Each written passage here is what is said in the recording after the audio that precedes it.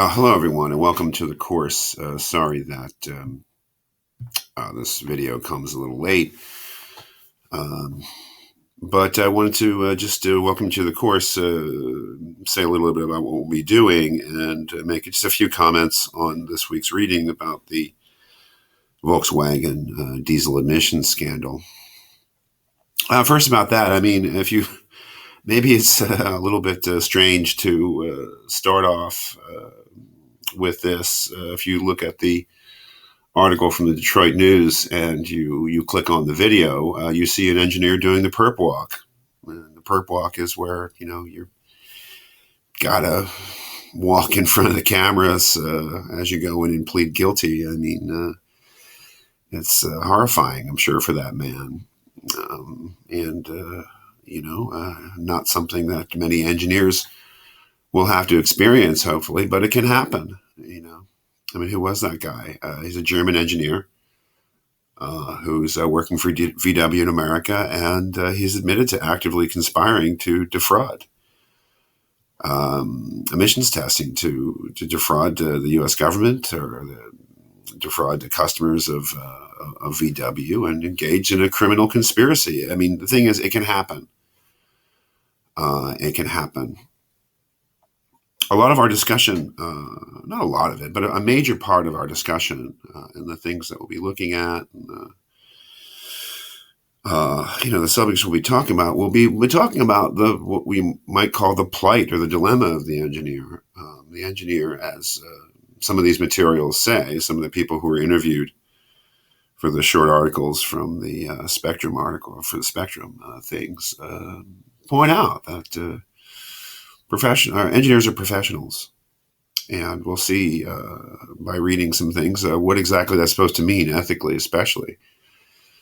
They are professionals on the model of doctors, lawyers, and others who have been traditionally, other vocations that have been traditionally recognized as the professions.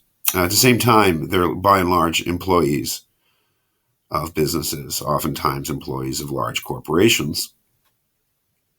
As we'll see, this is maybe the main source of tension within engineering ethics, is whether or not professional ethics, or the ethics of professionalism, are compatible with being an employee at the same time. Because certainly when the notion of the professions was being developed, really it's kind of a European notion that applied mostly to medicine and law, but also to the clergy and also to the military. The idea of the professional, especially the doctor, the lawyers, is they certainly were not thought of as being an employee. They were people who either were economically independent or who took fees from their clients in order to make a living. But they were not working for somebody else in the sense of being a salaried employee. But engineers have always been, since the profession took shape, by and large. And some have their own practice, obviously, have their own independence economically, but most are employees. And if we look at, I mean, you read the stuff, you obviously can understand what happened in terms of the defeat device that VW installed on so many of its vehicles, which was expressly meant to fool emissions testing, to make the car look like it was less polluting than it met U.S. emission standards.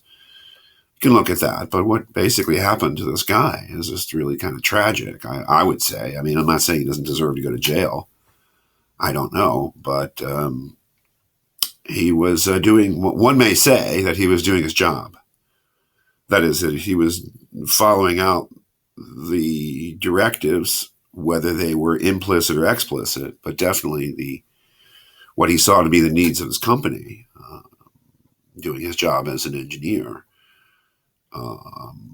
Unfortunately for him, he broke U.S. law in doing so, which of course no one should do, and really no one should be expected to do. But one would imagine, especially reading a longer article, I think, from Fortune magazine called Volkswagen, the incredible pressure that man was under to make this thing work.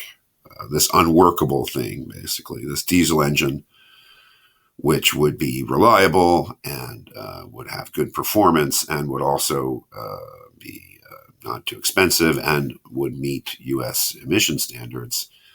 Sort of undoable thing, the kind of a pressure that he was under. That can't be unfamiliar to any employee. That is not that employees are regularly asked to do things which are criminal. But I think if anybody's been an employee, they felt that sense of that lack of autonomy in decision making and maybe doing things that they wouldn't choose to do if it were entirely up to them.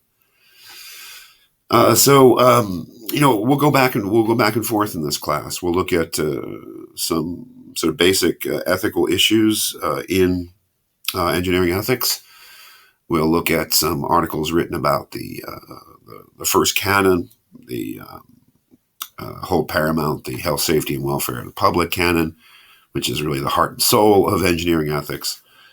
We will look at a little bit more in depth this conflict between the first canon, which is the one in which it's said that the engineer's paramount duty is to protect the public, which certainly wasn't done in the VW emissions scandal, and the fourth canon, which is the one that enjoins engineers to be faithful agents and trustees of their clients and employers.